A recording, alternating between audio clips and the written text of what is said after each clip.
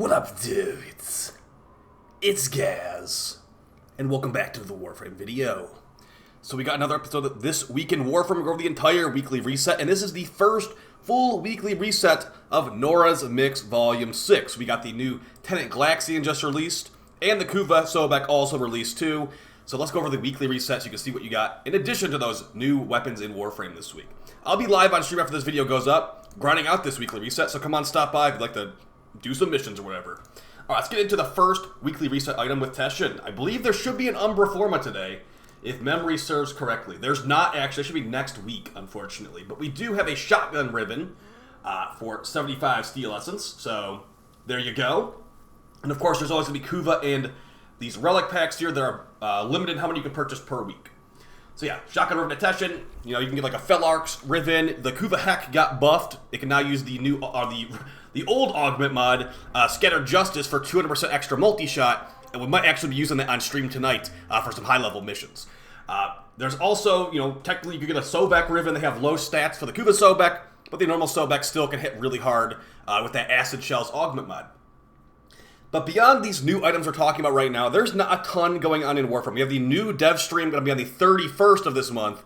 But as far as this upcoming week, there's not a ton going on. It's basically, you know, you can open some relics to prep for Super Borrow in, like, July, which is really far away. Or you can just, you know, grind out your Tenant Lich weapons, your Kuva Lich weapons to get those high percentages. The Tenant Galaxian, I'll have another video on the Tenant Galaxian soon for, you know, more for some fun loadouts. I did, like, a meta video last time. Have a little bit more for fun, like just, you know, goofing around with the Tenant Galaxian to show what kind of interesting things it can do, because it actually is quite a unique, powerful weapon. Alright, so as far as we got over here at the Archimedean wares, we've got two 5k Kuvas for 10 Pathos each, 20 Pathos for an Exilus Weapon Adapter, Primary Arcane Adapter for 25 Pathos, so a lot of Pathos for that. 15 Pathos, basically one Steel Path Aura Worm run.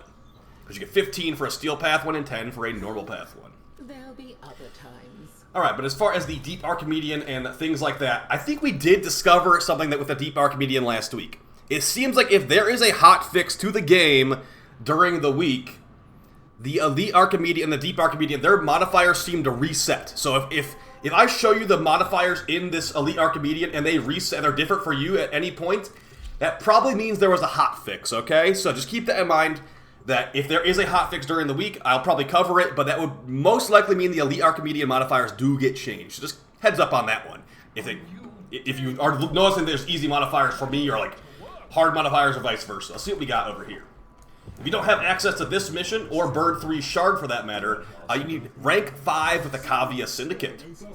Alright, so see what we got for the Deep Archimedean. We're also going to cover the Elite Archimedean, of course, here. So as far as the mission types, you got the first one is Exterminate. Modifiers, Necromech Influx. Mechs appear with a greater frequency. Not too bad, in my opinion. Second modifier is Bold Venture. Enemies deal less damage, but also take increased damage. But also have increased movement, speed, attack speed, and fire rate. And the Elite Archimedean extra modifier, enemies will only take damage if a player is within 15 meters of them. That's a pretty easy one, honestly. I don't really see any major problems there.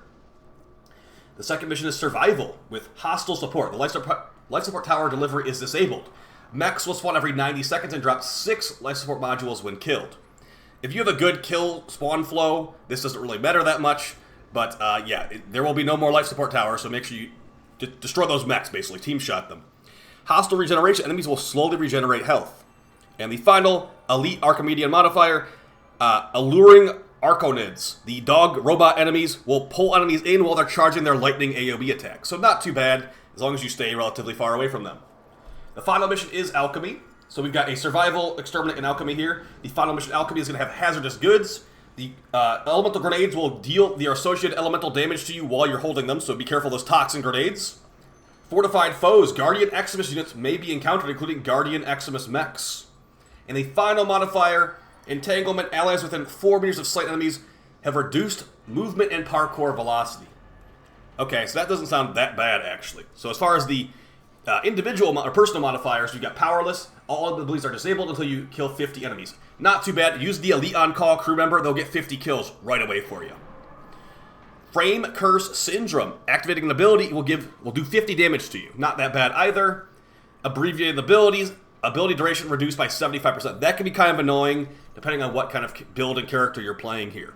And the last one, lethargic shields. Shield recharge delay increased 500%. So you basically need to be able to restore your shields quickly, because the shield regen, you cannot really rely on that for it.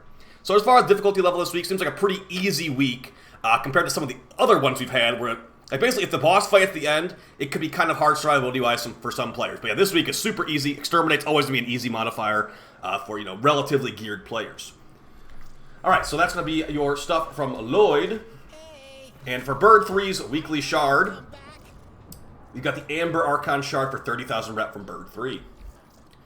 Okay, let's go over the Nightwave challenges for the first full reset of Nora's Mix Volume 6. And yeah, guys, we're not going to be able to get that new Galaxian augment for like 3 more weeks. So, or I think the Sobek augment actually is first, because it's just bottlenecked how much time it takes to get to that. Actually, before we go over that, let's go over the Steel Path Circuit and Normal Path Circuit, because there's a lot of stuff to cover in these videos. Alright, as far as Normal Circuit, you got Excalibur, Trinity, and Ember. It's not even a question. Go for Trinity. You do not want to farm the Ambulus fight. It takes way too long, and Excalibur is pretty easy to get, as is Ember. The fight for Ambulus was made shorter like a couple months ago, but it's still one of the longest boss fights in the game. If you don't get the part on the first try, you're going to be pretty annoyed waiting for that to drop the part you want. Sadly for the circuit, we've got week 2 rotation, and this stuff is always purchasable from Cavallero for like plat, basically. It's the week that's always available for plat in the Incarnon market. I wish they'd make the Incarnon market rotate, but that's not how it is. Reminder, if you haven't played in a while, you can get rank 9 with the Opportunity Intrinsic to get these options instead of Incarnons if you already have all the Incarnons that we're discussing today and you want to get something else. As far as a review of all these Incarnons, we've got the Boar Incarnon, the Gamma Core Incarnon, the Anku Incarnon, the Gorgon Incarnon, and the Angstrom Incarnon. The Boar Incarnon is a shotgun. If you use the Boar prompt, it's a full auto shotgun. The Incarnon form makes it a relatively short-ranged fire beam that deals good damage. The Incarnon, for status chance on this thing, goes crazy with that beam mode, giving you like hundreds of percent of status chance. I'm not even exaggerating. Hundreds of percent status chance on the beam with that Incarnon. The crit one's good too for killing a Thrax at level 10,000 really quickly. I would say this is one of the best options this week pretty easily right here, especially if you have the Boar Prime. Gamma Core Incarnon, the Incarnon form on this thing makes a cold vortex that pulls enemies in and is okay. It's not really the best. The beam on this thing, unlike the Tenant Galaxian, does not chain to nearby enemies, so the primary form of it is just a single target beam. The Incarnon form is like a pretty small AoE vortex that has cold damage. Some of the top tier Incarnons give you big crit chance and crit damage increase, or a hybrid increase, or even a status chance increase. I don't really use this one too often, but if you use the Synoid Gamma Core, it can be, giving some energy bursts every so often. Not a heavily recommended one, to be honest, with this Gamma Core Incarnon. Anku Incarnon is heavily underrated, but it is just a scythe at the end of the day. The special attack on this one, after you get 6x combo multiplier, will transform it after a heavy attack, and after you do a slide attack, you'll get guaranteed slash procs on all attacks for 6 seconds. If you've ever used a scythe heavy attack in this game, you might remember that scythes have guaranteed slash procs. So after a slide attack with this weapon, it is guaranteed double slash procs on heavy. So if you want to do double the slash procs, maybe give it a try. The top tier Incarnons can give you big crit increases, big status increases, but you're not going to really need status on this thing because it is, I think it's like puncture based, and you're getting guaranteed slash anyway. So just go for the maximum crit, if you ask me. Gorgon Incarnon is going to be, it's an okay weapon. The charged Incarnon form is going to make it where it's delayed heat explosions, and, it's okay. The weapon is base impact for the most part, and the Incarnon form makes it have a bunch of heat damage, but it's not really viewed as a really top-tier weapon at all. I hardly ever use this thing. I used it for, like, Plague Star, because it has the old augment called Metamorphic Magazine to freeze enemies solid, or rather petrify them solid. But yeah, even then, it's not really that highly recommended by me. Just delayed, it's like a full auto impact rifle with delayed fire explosion on the Incarnon form. Angstrom Incarnon, pretty powerful. The Incarnon form on this, well, first off, this thing can build Incarnon charge from body shots. Unlike weapons like the Gamma Core, the Boar, and the Gorgon, which need headshots, this can build Incarnon form off of body shots, which is pretty nice. The Incarnon form on this will make it a bouncing fireball full auto rifle, or full auto pistol, that has pretty good damage. These top tier Incarnons on here give it increased crit chance and crit damage, which is pretty powerful for high level missions. As far as number 1 and number 2 this week, Boar Incarnon number 1, Angstrom Incarnon number 2. If you already have, let's say you just got the Kuva Sobek with a really high roll, and you don't want to use the Boar Incarnon for some reason, You can maybe go for the Anku Incarnon and the Angstrom Incarnon, because the Anku Incarnon is very underrated, but really, if you have the Hate Incarnon, that thing is really good too. So I'd say number 1, number 2, the Boar Incarnon and the Angstrom, but yeah, it's really going to be up to you, whatever ones you don't have. And reminder, you can just go buy, if you don't want to farm this out, just go buy them from Cavallero for like 150 plat or whatever it is. So yeah, moving past that, let's go take a look at that Archon hunt that I forgot last week. We got the Red Archon hunt with the Wolf Archon, and as far as mission types, we got Rescue, Defense, and the final boss showdown. Red Archon shards can give you power, strength, duration, and things like that. They can also be fused into orange shards or into purple shards for even more critical damage. Alright, let's go over our Nightwave challenges for this week. And reminder, there is really not much going on this week in Warframe. It's more just like, you know, they just put out a smallish update, and we're going to be getting the Jade Shadows update in June. Alright, for your Nightwave challenges, the first one is going to be complete 3 different bounties in the Plains of Eidolon. The Eidolon hunt bounty should count for that, but beyond that, you probably need to do like some low-level bounties just to beat it really quickly to get this done with. Next, weekly is going to be Eliminator. Complete 3 Exterminate missions. Great for if you're opening relics for Borrow Katir, or if you're doing like an Exterminate bounty for that matter, for like getting rep for the day. First Elite Weekly is going to be Kill Shot. Just kill 1,500 enemies. Super straightforward. How they even explain to do that. Only enemies you injure will be counted. Okay, got it. And then the next one, oh no, not anything but this. Perplexed. Complete 3 puzzles in the Viri.